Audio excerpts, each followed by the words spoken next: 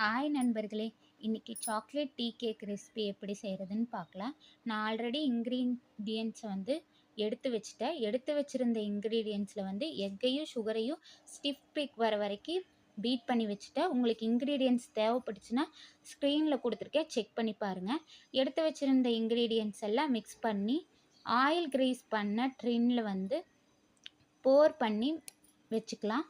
அதில் பபிள்ஸ் இல்லாமல் டேப் பண்ணி விட்டு நான் ஆல்ரெடி ஓவனை 180 டிகிரியில் 20 மினிட்ஸ் ப்ரீ ஹீட் பண்ணி வச்சுருக்கிறேன்.